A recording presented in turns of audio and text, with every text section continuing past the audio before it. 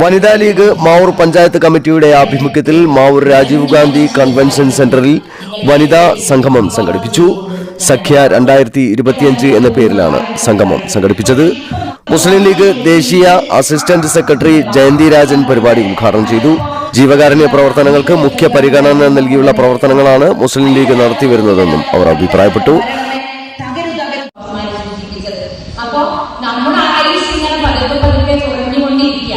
അപ്പൊ ഈ കുറഞ്ഞുകൊണ്ടിരിക്കുന്ന ആയുസ് വെച്ച് ജീവിക്കുന്ന നമ്മളെ സംബന്ധിച്ച് നമ്മുടെ കയ്യിൽ പല സാമ്പത്തിക ശേഷിയുള്ള ആളുകൾ ഈ കൂട്ടത്തിലുണ്ടാവാം.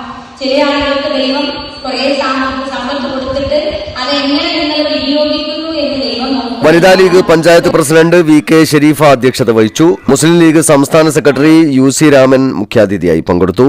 വനിതാ ലീഗ് സംസ്ഥാന പ്രസിഡന്റ് സുഹ്റ മമ്പാട് വിഷയാവതരണം നടത്തി.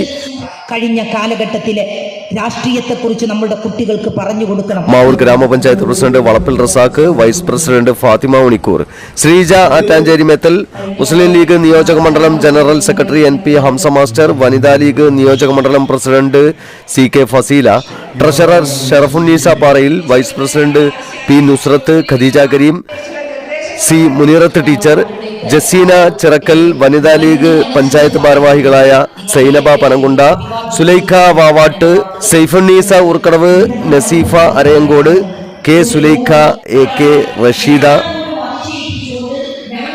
നുസൈബ കൽപ്പള്ളി, വനിതാ ലീഗ് പഞ്ചായത്ത് ജനറൽ സെക്രട്ടറി ജംഷീറ സഹദ് സ്വാഗതവും ട്രഷറർ PT സുബൈദ നന്ദിയും പറഞ്ഞു.